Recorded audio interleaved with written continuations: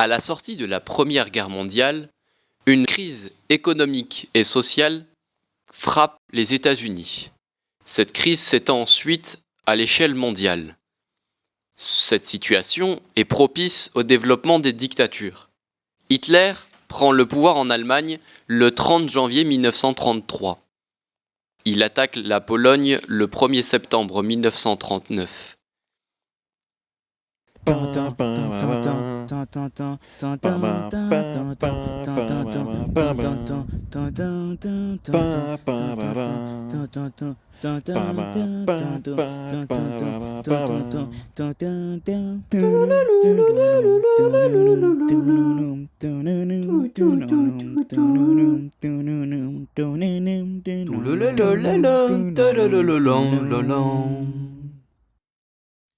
La Pologne ne peut résister à cette attaque surprise menée sur deux fronts.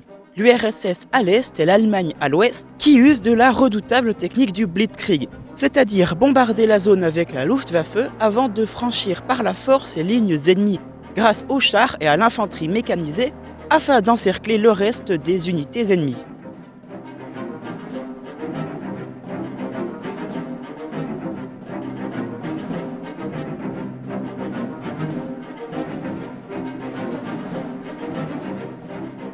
Face à cette situation où l'Allemagne rompt toutes les discussions et accords trouvés précédemment, comme les accords de Munich de 1937, la France et le Royaume-Uni se retrouvent contraints de déclarer la guerre à l'Allemagne le 3 septembre 1939. L'armée polonaise, qui se retrouve submergée par les puissances de feu germaniques et soviétiques, capitule moins d'un mois après le début de la guerre, le 27 septembre 1939.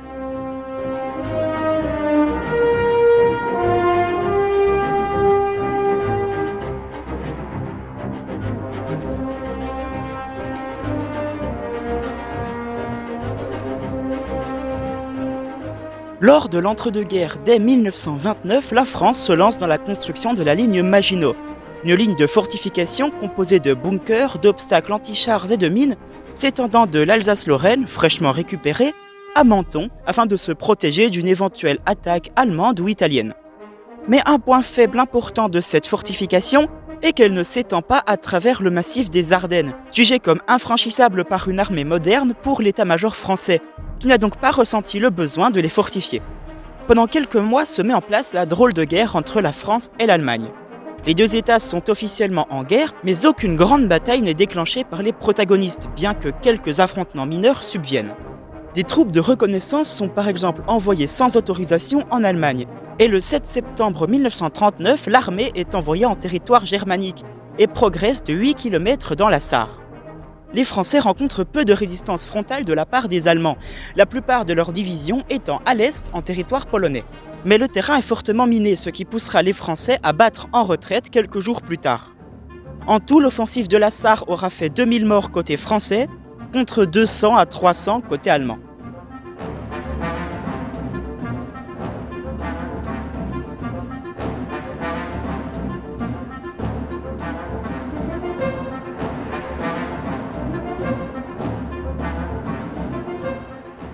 Parallèlement à l'invasion du Danemark et de la Norvège dès le 9 avril 1940, l'Allemagne prépare son plan d'invasion de la France, appelé Plan jaune ou Fallgelb en allemand.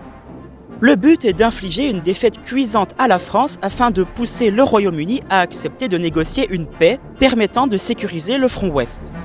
Le Feldmarschall Erich von Manstein et le général-oberst Franz Halder prévoient de passer par le Benelux afin d'attaquer la France par les Ardennes, non fortifiées, afin de garantir une guerre rapide en quelques jours ou quelques semaines, grâce à la technique du Blitzkrieg. De plus, le général français Gamelin a fait, sur décision personnelle, déplacer la 7e armée vers la Somme, alors que c'était pourtant la seule force armée à défendre les Ardennes. L'Allemagne déplace une partie de son armée du front Est vers le front Ouest afin de préparer la bataille. Tous les éléments sont là pour l'attaque, et le 10 mai 1940, ce sont 141 divisions, 7000 canons, 2574 blindés et 4020 avions qui déferlent sur le Nord et les Ardennes.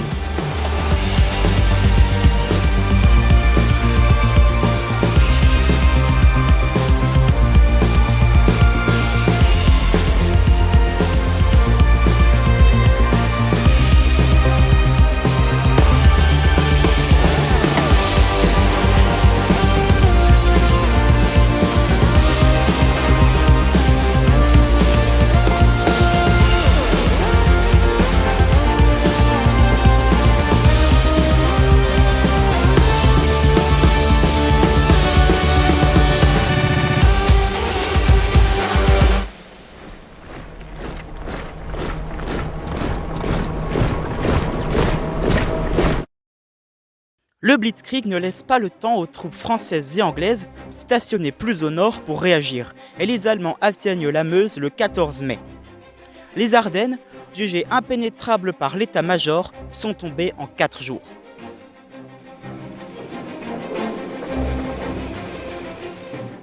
L'armée allemande se sépare en 2 groupes. Le groupe A qui se dirige vers Calais et le groupe B qui se dirige vers Paris, afin de diviser la défense alliée. L'encerclement faisant partie intégrante du Blitzkrieg, l'armée allemande encercle les troupes françaises à Abbeville, puis les troupes françaises et anglaises à Dunkerque, où 330 000 soldats se retrouvent obligés de fuir par l'opération Dynamo.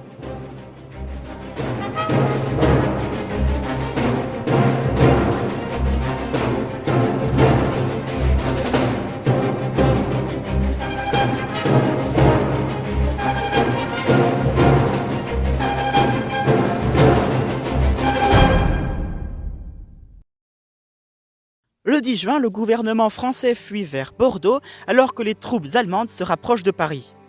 Nous sommes d'ailleurs ici à Levier, et ce fut depuis cette direction que les Allemands entrèrent dans le village le 17 juin 1940, avant d'installer leur Kommandantur dans le pensionnat Saint-Joseph, juste ici à ma gauche. Paul Reynaud, président du Conseil, équivalent du Premier ministre d'aujourd'hui, souhaiterait continuer la guerre. Mais sous la pression de l'opposition défaitiste au sein de son propre gouvernement, il démissionne le 16 juin 1940. Et le président Albert Lebrun choisit Philippe Pétain pour lui succéder à la tête du gouvernement, puisqu'il est considéré comme un héros de la Première Guerre mondiale. À ce moment, tout bascule. Philippe Pétain veut arrêter les combats et demande l'armistice dès le lendemain, tandis que le général de Gaulle souhaite continuer la guerre et s'enfuit à Londres. Pétain est persuadé que la guerre est perdue pour la France. En effet, l'armée française était mal préparée au blitzkrieg des Allemands, qui utilisaient des tactiques et des moyens modernes. On peut par exemple citer leurs chars Panzer 1 à 4 ou leurs bombardiers Ju-87 utilisés à bon escient.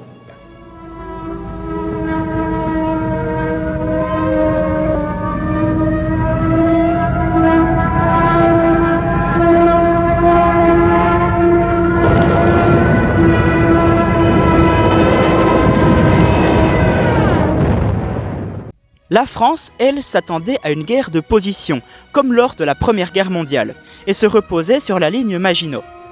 Même si elle avait de bons modèles de chars tels que les B1 bis ou Saumur S-35, ceux-ci étaient dispersés dans divers régiments, plutôt que de former des unités entières roulant sur l'ennemi.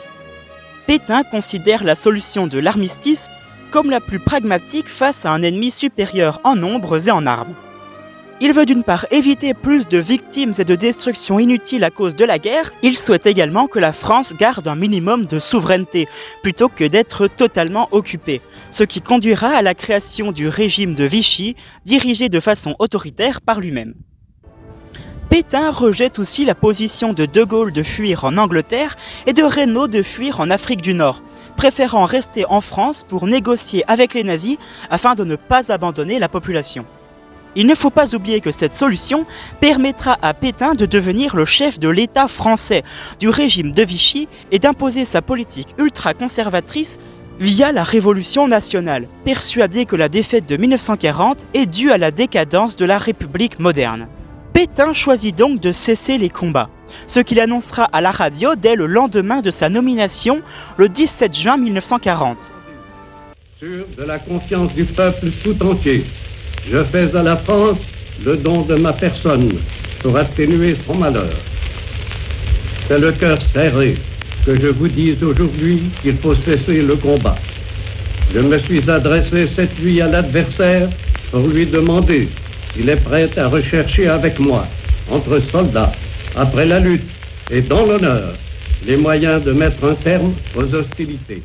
Il signera avec les nazis à Rotonde, dans le wagon original d'où les Français étaient ressortis victorieux de la Première Guerre mondiale, l'armistice le 22 juin 1940.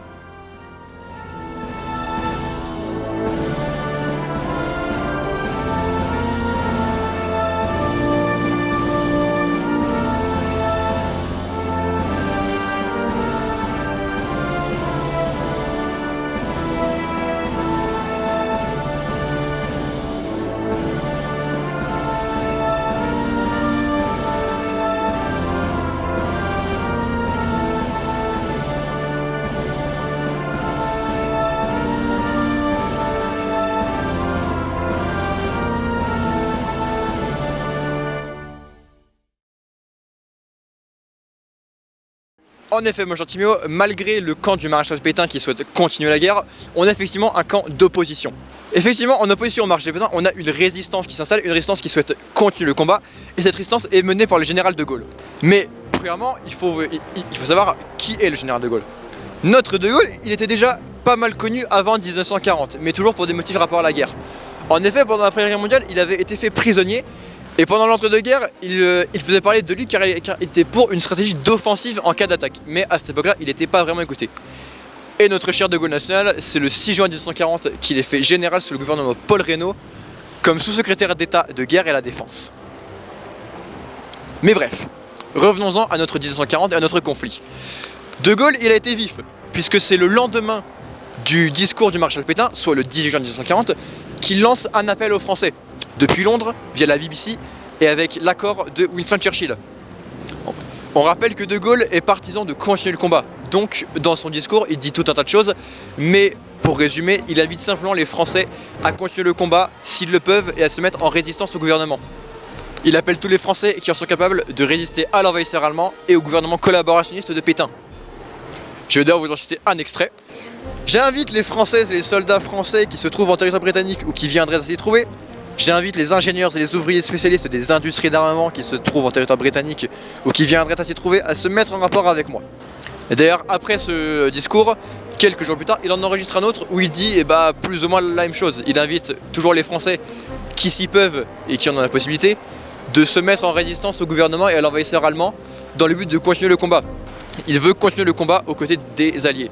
De Gaulle n'accepte pas la collaboration que fait le maréchal Pétain avec Adolf Hitler et refuse de perdre cette guerre. Maintenant, mon cher Lenny, je me remets à toi. Qu'est-ce qu'on retient de cette dualité entre le camp qui voulait continuer la guerre et celui qui voulait l'arrêter? Eh bien, Rémi, ce que nous pouvons retenir de tout ça, c'est que d'un côté, nous avions Pétain qui souhaitait arrêter la guerre car il estimait que la Wehrmacht était trop forte et que cela ne servait à rien de résister et qu'il souhaitait une solution pacifique. Et de l'autre côté, il y avait donc De Gaulle qui lui refusait de se soumettre à l'adversaire et qui voulait organiser la résistance pour libérer la France. Et c'est grâce à la résistance organisée par De Gaulle que la France a pu être libérée aux côtés des Alliés.